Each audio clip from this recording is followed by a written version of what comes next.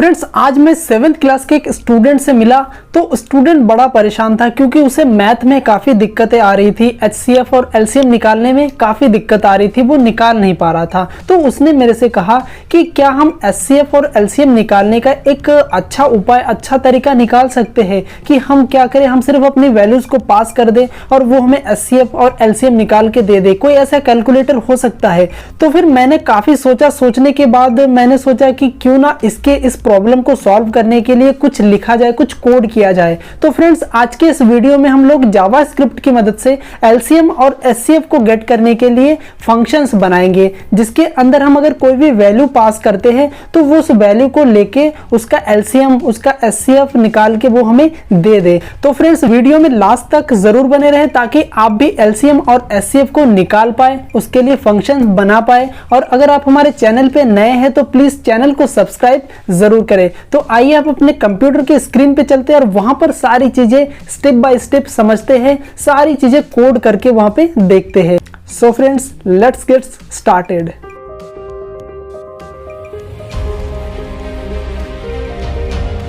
So friends, अब मैं आ चुका हूँ अपने कंप्यूटर के स्क्रीन पे। तो मैंने क्या किया, VS कोड में एक फाइल बनाया HTML index.html के नाम से, और यहाँ पर मैं जावास्क्रिप्ट में अपना कोड लिखने वाला हूँ। तो स्क्रिप्ट टैग के अंदर मैं अपना कोड लिखूंगा। तो सबसे पहले क्या करता हूँ, हमें LCM और HCF गेट करना है।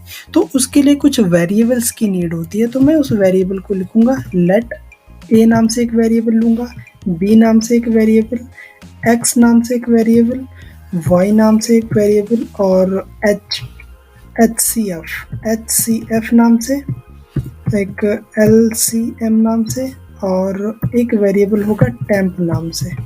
ये हमने कुछ वेरिएबल्स यहाँ पे डिफाइन कर लिया। अब क्या करते हैं, सबसे पहले दो नंबर का हमें LCM और HCF निकालना है। तो वो दो नंबर क्या क्या होंगे, एक होगा a की वैल्यू हमने असाइन कर लिया 50 और b की वैल्यू असाइन कर लिया मैंने 30। तो इस तरीके से दो वैल्यू हमने असाइन कर लिया। अब एक काम करते सबसे पहले, क्योंकि इसकी नीड ना हमें बाद में होगी, जो हमारा x है उसको असाइन करूंगा a और जो हमारा y है उसको असाइन करूंगा b। ये हमने स्टोर करा के रख लिया। अब हम लगाएंगे अपना कंडीशन।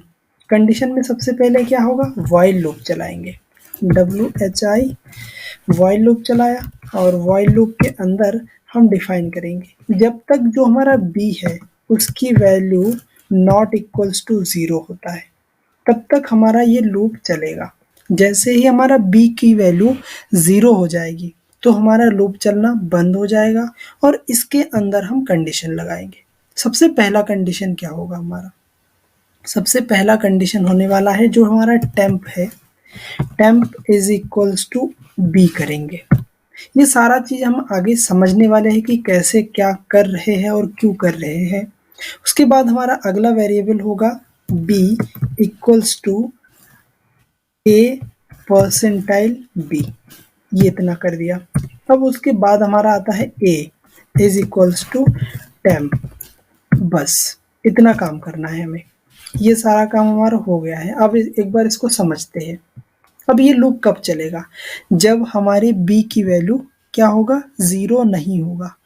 ठीक है, 0 नहीं होगा तब तक ये चलेगा। अभी b की वैल्यू कितनी है, 30 है, तो मतलब लूप चलेगा।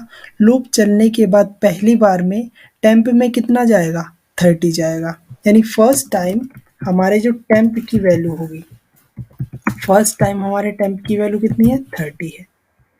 जब यहाँ पे आ जाता है तो यहाँ पे क्या है, a की वैल्यू क्या है, 50, यानी 50 परसेंटाइल b, यानी b की वैल्यू 30। तो 50 और परसेंटाइल, यानी हम यहाँ पे अगर लिखते हैं, हम यहाँ पे लिख के देखते हैं, ये यहाँ पे मैं लिखता हूँ 50 परसेंटाइल b का मतलब 30। तो ये कितना आंसर रहेगा, इसका आंसर कितना आने वाला है, इसका आंसर आने वाला है आपका 20। क्यों, क्योंकि परसेंटाइल क्या करता है, जो डिवाइड करने के बाद जो रिमाइंडर होता है, रिमेनिंग पार्ट होता है, वो आंसर होता है परसेंटाइल में।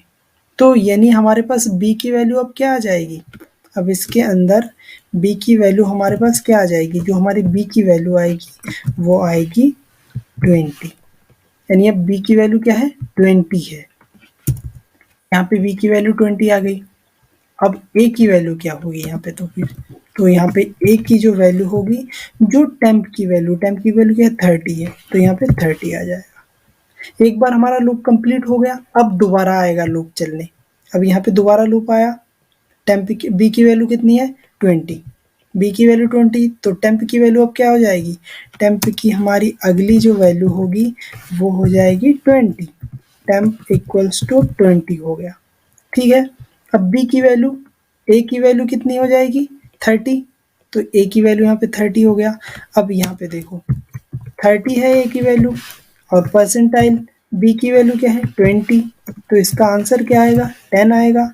यानी दोबारा जब आएगा तो बी की वैल्यू क्या हो जाएगी, यहाँ पे 10 हो जाएगा। ठीक है, बी की वैल्यू 10 और ए की वैल्यू क्या है, अब जो टेम्प में वैल्यू था ये, ए की वैल्यू 20 है, तो यहाँ पे ए की वैल्यू क्या हो जाएगी, अब यानी ए की वैल्यू यहाँ पे हो जाएगी 20। ठीक है, अब देखो यहाँ पे जो हमारा टेम्प है, टेम्प की वैल्यू अब क्या हो जाएगी, टेम्प की वैल्यू 20, तो ए की वैल्यू यहाँ पे 20 हो जाएगी। अब क्या होगा, हमारा ए बी की वैल्यू अभी क्या है 10 है, ए की वैल्यू 20, अब यहाँ पे बी की वैल्यू 10 है, तो टेम्प की वैल्यू 10 हो जाएगी। अब टेम्प की वैल्यू 10, तो यहाँ पे अगर मैं लिखता हूँ टेम्प की वैल्यू, टेम्प की जो वैल्यू होगी वो 10 हो जाएगी। और बी ए की वैल्यू अभी क्या है 20 है, तो यहाँ पे 20 डिवाइड यानी परसेंटाइल 10, बी की वैल्यू 10 है, तो 20 क्यों, क्योंकि हमारे परसेंटाइल 10, इसका आंसर क्या आ जाएगा, यानी बी की जो अगली वैल्यू होगी, यहाँ पे जो बी की अगली वैल्यू है वो कितनी हो जाएगी, वो हो जाएगी 10। 10 क्यों, 0 हो जाएगी, 0 क्यों, क्योंकि हमारे पास ए की वैल्यू कितनी है 20, ए की वैल्यू कितनी है, ए की जो वैल्यू है वो 20, परसेंटाइल जो बी की वैल्यू है वो 10 है। जब इसको डिवाइड करेंगे तो इसका परसेंटाइल तो 0 ही आएगा ना, तो इसीलिए जो हमारी बी की अगली वैल्यू होगी वो 0 होगी। बी की वैल्यू 0, ए की वैल्यू अब कितनी हो जाएगी, ए की वैल्यू अब कितनी है 20 है, लेकिन टेम्प की वैल्यू अभी 10 है, तो टेम्प इज इक्वल्स टू ए, यानी ए की जो अगली वैल्यू है वो हो जाएगी 10। अब बी की वैल्यू 0, तो ये कंडीशन सेटिस्फाई नहीं हुआ, और कंडीशन सेटिस्फाई नहीं हुआ मतलब लूप से बाहर आ गए, और जैसे ही लूप से बाहर आया तो ए को जो वैल्यू मिला है, क्योंकि इन्होंने बी ने ए को डिवाइड कर करके वैल्यू निकाला है, तो ये को जो वैल्यू मिला है यही हमारा क्या कहलाएगा, यही हमारा HCF कहलाएगा। HCF, ये जो हमारा HCF है ना, यही कहलाएगा ए की वैल्यू। यहाँ पे HCF इज इक्वल्स टू ए। इस तरीके से हम HCF को निकाल लिए। अब HCF निकल गया तो हमारा LCM निकालना तो आसान है, क्योंकि हमने फॉर्मूला पढ़ा हुआ है, LCM एस्ट्रिक यानी multiply by HCF equals to पहला number, first number multiply by second number. ये हमने फॉर्मूला पढ़ा हुआ है, तो इसी का ही हम बेसिकली यहाँ पे यूज़ करेंगे। अब क्या करते हैं, देखो हमें HCF पता है, LCM निकालना है, तो इसको क्या करेंगे, ये जो नंबर है इसको हम इस साइड में ले जाएंगे। इस साइड में लेने के लिए यहाँ पे डिवाइड में आ जाएगा इस तरीके से। ठीक है, यहाँ पे हो गया। अब क्या करते हैं, इसको निकालना है। अब यहाँ पे ये निकल आएगा, इसका आंसर भी आ जाएगा, क्योंकि हमारे पास ये सारी चीज़ें अवेलेबल है, लेकिन अभी आंसर ना नहीं आएगा। अब यही चीज़ काम आएगा, हमने यहाँ पे जो लिखा था ना ये, क्योंकि ए और वी की वैल्यूज अब चेंज हो गई है, और हमने पहले ये स्टोर करके रखा इसीलिए ताकि जब चेंज हो जाए लेकिन हमें पहली वाली वैल्यू चाहिए होगी तो वहाँ पे हम यूज़ कर पाए, इसीलिए यहाँ पे हमने x और y में हमने वो वैल्यू स्टोर करा के रखा था। तो आई होप आप यहाँ पे पूरी चीज़ें अच्छे से समझ पाए होंगे। अगर नहीं समझ पाए हैं तो अभी अभी जाके कमेंट करो, अभी करो कमेंट करके मुझे बताओ कि मुझे समझ में नहीं आया। मैं आपको अभी आपके कमेंट का रिप्लाई दूंगा, या फिर आपको जिस तरीके से समझाना हो मैं समझाने की पूरी कोशिश करूंगा, मैं समझाऊंगा। बस सिर्फ और अभी जाइए और कमेंट कीजिए। और कुछ नहीं करना, बस आप जाके कमेंट करो कि मुझे समझ में नहीं आया है, और अगर समझ में आ गया है तो भी कमेंट करके बताओ कि हाँ मैं समझ गया हूँ।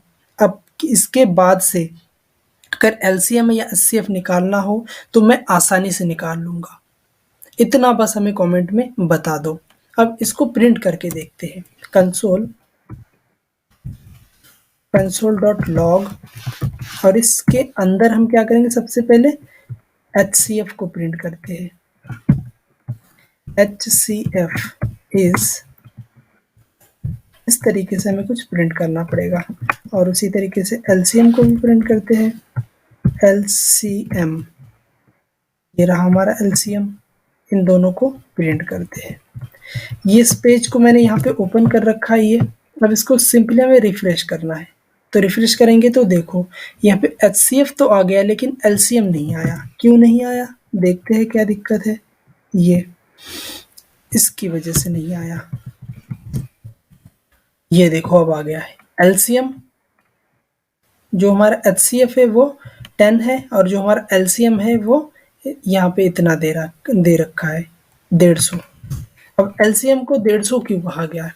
LCM निकालने का सही तरीका और एक हो सकता है, हम डायरेक्ट निकाल सकते हैं। LCM कैसे निकालते हैं, जैसे 2 नंबर दिया हुआ है, इन 2 नंबर के फर्स्ट डिजिट को मल्टीप्लाई करेंगे तो 3 5 जा 15 हो जाएगा, और एक 0, तो 150 ही आ रहा है इसमें भी। तो उस तरीके से भी हम बता सकते हैं कि यहाँ 150 आ रहा है। लेकिन HCF निकालने के लिए हमें थोड़ा कैलकुलेशन करना पड़ रहा है। HCF बेसिकली वो पार्ट होता है जो कि दोनों में कॉमन हो। जब इसको डिवाइड करूं किसी नंबर से, इसको भी डिवाइड करूं, एक ऐसा नंबर जो इसको भी डिवाइड कर दे, और वो अधिकतम नंबर। HCF क्या होता है, हाईएस्ट कॉमन फैक्टर, यानी वो बड़े से बड़ा नंबर जो इसको भी डिवाइड कर दे पूरा पूरा और इसको भी डिवाइड कर दे पूरा पूरा, वो कहलाता है हमारा HCF। और लोएस्ट कॉमन फैक्टर यानी LCM, जो एक वो नंबर होता है जो सबसे कम से कम वह नंबर जो इन दोनों में पाया जाता है। इन दोनों के मल्टीप्लाई करने के बाद एक ऐसा नंबर बने जो सबसे छोटा हो, यानी एक ऐसा नंबर, वह अधिकतम नंबर जो कि इससे भी डिवाइड हो जाए और इससे भी डिवाइड हो जाए, वो हमारा LCM में काउंट होता है। तो आई होप आप इन चीज़ों को अच्छे से समझ पाए होंगे कि जावा स्क्रिप्ट में कैसे हम LCM और HCF निकाल सकते हैं, उसके लिए कैसे हम फंक्शन बना सकते हैं। अगर कोई भी डाउट होता है तो प्लीज़ कमेंट में हमें बताएं, और अगर आप चैनल पे नए हैं तो प्लीज़ चैनल को सब्सक्राइब करके बेल आइकन को ज़रूर हिट कर लें, ताकि आपको इस तरीके से JavaScript, HTML, CSS, Bootstrap, PHP और भी जितनी भी लैंग्वेजेस है, इनके नोटिफिकेशन आपको मिलते रहे, क्योंकि इन फ्यूचर मैं इन सारी चीज़ों से रिलेटेड वीडियोस डालने वाला हूँ। अभी हमारा बूटस्ट्रैप का सीरीज चल रहा है, जिसके अंदर बूटस्ट्रैप को एक बेसिक से लेकर एक एडवांस लेवल तक हम यहाँ पे बता रहे हैं। तो अगर आप इंटरेस्टेड है तो आप यहाँ पे इसको ज्वाइन कर सकते हैं हमारे चैनल पे आके, और इसके बाद हम जावा स्क्रिप्ट के सीरीज को लाने वाले हैं। सो फ्रेंड्स, आई होप आप सब कुछ अच्छे से समझ पा रहे होंगे। अगर नहीं समझ पा रहे तो प्लीज़ कमेंट ज़रूर करें। तो फ्रेंड्स, आज के लिए बस इतना ही। I will see you next time, till then